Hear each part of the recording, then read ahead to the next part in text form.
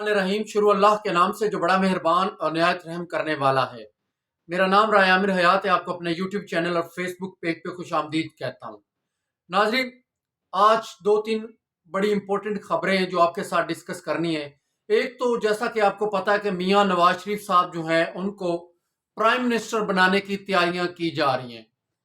अब नवाज शरीफ को prime minister बनाने के लिए एस्टेब्लिशमेंट हर हद तक जाएगी और नवाज शरीफ को जो प्रोटोकॉल मिला है, जब नवाज शरीफ ने पहला जलसा किया था मीनार पाकिस्तान के अंदर, वो प्राइम मिनिस्टर का उसको प्रोटोकॉल मिल चुका है। दूसरी तरफ एक प्लानिंग होती इंसान की, एक प्लानिंग होती अल्लाह की। तो अल्लाह is the best planner and अल्लाह इज द बेस्ट क्रिएटर। अल्लाह से बड़ा कोई नहीं है। अल्लाह जो है उसकी प्लानिंग जो है एट द एंड अल्लाह की प्लानिंग कामयाब होगी और इंसान की प्लानिंग जो है वो खत्म हो जाएगी। अब बिलावल भुट्टो साहब जो है, आज उन्होंने भी बड़ी धुआंधार किस्म की एक तकरीर की है। अब लग ऐसा रहा है कि पाकिस्तान पीपल्स पार्टी और पीएमएलएन की राहें जुदा हो चुकी हैं और छोटी छोटी पार्टियां जो एमक्यूएम होगी, इसके अलावा और बाप पार्टी होगी, जीडीए होगी, इस तरह की सारी पार्टियां जो है ये पीएमएलएन के साथ मिल गई हैं। अब इनको मिला कौन रहा है? आपको पता है, एस्टेब्लिशमेंट मिला रही है। इससे पहले भी जब एस्टेब्लिशमेंट चाहती है, जिसको चाहती है माइनस कर देती है, जिसको चाहती है उसको प्लस कर देती है। आप 2002 के इलेक्शन उठा के देख लें, आप 2008 के इलेक्शन उठाकर देख लें, आप 2013 के इलेक्शन उठाकर देख लें, आप 2018 के इलेक्शन उठाकर देख लें, आप 1993 के इलेक्शन उठाकर देख लें। आप भुट्टो दौर से अगर चलते आए, नवाज शरीफ को जो इलेक्शन में जितनी दफा नवाज शरीफ वजीर आजम बना, चौथी दफा वजीर आजम बनने का नवाज शरीफ ख्वाब देख रहा है। जो जुल्फकार अली भुट्टो था उसका दौर देख रहे हैं, बेनजीर को देख लें। आप जब जब इस मुल्क के अंदर इलेक्शन हुए, ये जो छोटी छोटी पार्टियां हैं, एमक्यूएम है जिसमें जिसमें बाप पार्टी है और बहुत सी पार्टियां हैं, ये कीड़े मकोड़ों की तरह बाहर निकल आती। जैसे बिल में चूहा न छुपा था, उस तरह ये पार्टियां बाहर निकलती और इस्टेब्लिशमेंट के इशारों पे नाचना शुरू कर देती हैं। तो अभी जो नाच पाकिस्तान के अंदर चल रहा है, एक बेचारा बेकसूर शख्स, मैं ये नहीं कहता उसका भी कोई कसूर होगा अगर 9 मई के अंदर वो शामिल था, लेकिन वो कैसे शामिल था? वो तो खुद जेल में था। एक बेचारा बेकसूर शख्स जो है उसको इन्होंने अडियाला जेल के अंदर पहुंचाया हुआ है। हमारा सारा सिस्टम जो है वो यरगमाल हो चुका है। हमारे सिस्टम को किसी ने कैप्चर कर लिया है। तो ये बदकिस्मती है पाकिस्तान की, अनफॉर्चुनेटली, कि इस तरह के हालात पाकिस्तान के अंदर चल रहे हैं। अब पीपल्स पार्टी जो है वो अलहदा से अपनी सियासत कर रही है, पीएमएल अलहदा से कर रही है। 16 महीनों की जो इनकी बदतरीन कारकर्दगी है, मैं तो उस पर बोलूंगा, मैं तो खामोश नहीं रहूंगा। मुझे भी समझाते हैं लोग कि आप जरा हाथ हल्का रखें, ना बोला करें।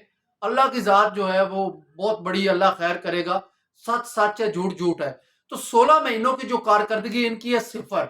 ना कोई ये पीडीएम की जो जमातें हैं जिनका वो सरबराह था मौलाना फजलुर रहमान साहब, जो दीन का ठेकेदार बना हुआ है आजकल, वो इनका सरबराह था। इन्होंने 16 महीनों के अंदर बदतरीन महंगाई की, अवाम को बेरोजगारी के अंदर धकेल दिया। नौजवान जो है वो बाहर जा रहे हैं और हमारे वो जो आजकल के वजीर आजम है, निगरान वजीर आजम, वो भी एक शगुफा ही है। वो फरमाते हैं क्या हुआ अगर नौजवान बाहर जा रहा है, इससे फर्क नहीं पड़ेगा। इस शगुफे को कोई समझाए कि अगर नौजवान बाहर चला गया तो आपकी इकोनॉमी जो है वो डिस्टर्ब होती है। एक तो आपका बेस्ट ब्रेन वो बाहर जा रहा है, दूसरी तरफ वो अपना सरमाया भी लेकर बाहर जा रहा है। फिर वो लोग यहाँ पे पैसे नहीं भेज रहे। अब वो क्यों पैसे भेजेंगे? अगर वो यहाँ पे फॉरेनर्स इन्वेस्टमेंट भेजें, तकरीबन 1 करोड़ के करीब जो फॉरेनर्स हमारे बाहर हैं, वो अगर पाकिस्तान के अंदर इन्वेस्टमेंट भेजे तो पाकिस्तान के हालात बेहतर हो सकते हैं। लेकिन वो क्यों भेजे? डॉलर जो है वो और कुछ दिनों में 400 को हो जाएगा, उनको क्या फायदा? तो ये एक इंस्टेबिलिटी की कंडीशन जो पाकिस्तान के अंदर है, इससे हमें निकलना होगा। अब पीपल्स पार्टी अपना अलहदा से मंजन बेच रही है, नवाज शरीफ साहब जो अलहदा से मंजन बेच रहे हैं। 16 महीनों की हुकूमत को कोई भी एक्सेप्ट करने को तैयार नहीं है। ये इसी तरह का है जैसे एक औरत जो है वो नाजायज बच्चा पैदा कर देती है, उसके बाद वो उसको एक्सेप्ट नहीं करती कि ये मेरा बच्चा ही नहीं है। तो इसी तरह का ये जो पीडीएम वाले कर रहे हैं, 16 महीने इन्होंने हुकूमत की है और अब ये कह रहे हैं कि जी हमने हुकूमत की नहीं है। अच्छा, अगर आपने हुकूमत नहीं की तो किसने हुकूमत की है जी? आपके फरिश्तों ने की है। बिलावल साहब उस हुकूमत में शामिल थे। वो जो चेरी ब्लॉसम है, वो जो बूट पालशिया, वो भी उस हुकूमत में शामिल था, वो प्राइम मिनिस्टर था। اب یہ سارے مل کے کہتے ہیں ہماری تو حکومت ہی نہیں تھی، یہ زیادتی، یہ ظلم ہے۔ اب میں یہ نہیں کہتا، میں کوئی عمران خان کا سپوکس پرسن نہیں ہوں، نہ کوئی اس نے بھی کوئی اتنی اچھی کارکردگی نہیں کی تھی، یا کوئی وہ بڑی اس نے اچھا، اس کا بھی سنہری دور نہیں رہا تھا، لیکن ایک شخص کے ساتھ آپ زیادتی نہیں کر سکتے۔ ایک شخص کے آپ نے ہاتھ اور پاؤں دونوں باندھ دیے اور میدان جو ہے وہ میاں صاحب کے لیے خالی کر دیا ہے، ٹھیک ہے میاں صاحب جیت جائیں گے، جیت جائیں گے اگر آپ نے فیصلہ کیا ہے ہمیشہ سے، کیونکہ آپ ہی جیتے ہیں۔ آپ، ہم اگر پاکستان کی ہسٹری نکال لیں تو جیتے تو آپ ہی ہیں۔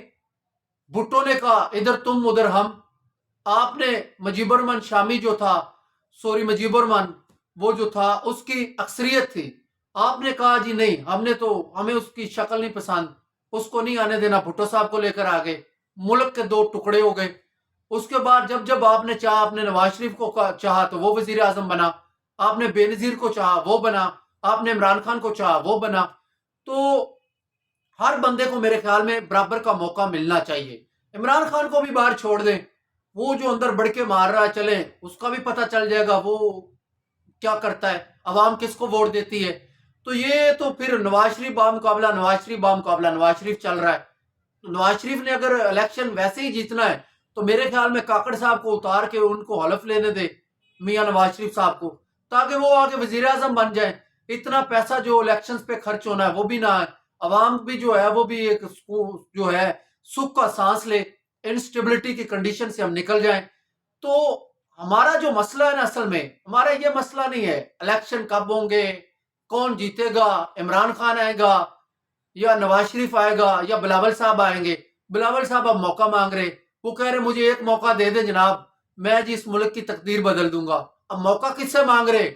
یہ آپ بھی سمجھدار ہیں میرے بھائیو، آپ سے تو نہیں موقع مانگ رہے نا، جن سے موقع مانگ رہے ہیں یا جنہوں نے موقع دینا ہے وہ تو انہوں نے دینا ہے نا، لیکن وہ پتہ نہیں اب دیتے ہیں یا نہیں دیتے، مجھے اس چیز کا نہیں پتہ۔ لیکن آپ ہر بندے کو لیول پلینگ فیلڈ دیں، ایسا نہیں ہو سکتا۔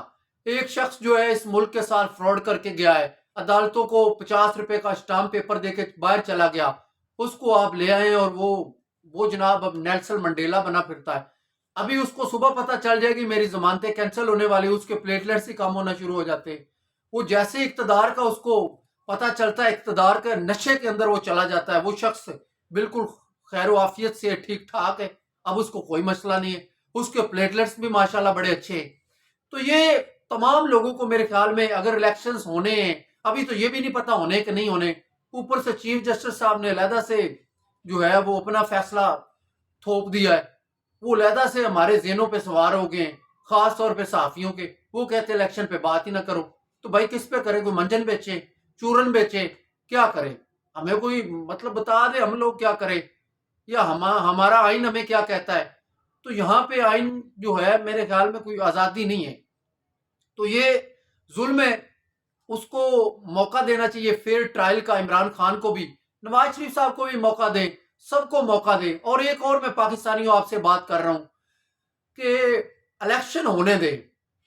میرے خیال میں پاکستانی جو ہے نا یہ اپنے ووٹ کا صحیح سے حق بھی ادا کریں گے اور یہ بتائیں گے کہ ووٹ کی طاقت کیا ہوتی ہے، تو یہ پاکستانیوں نے بتانا ہے۔ تو اب تک کے لیے اتنا ہی، مجھے اجازت دیجیے، اللہ حافظ۔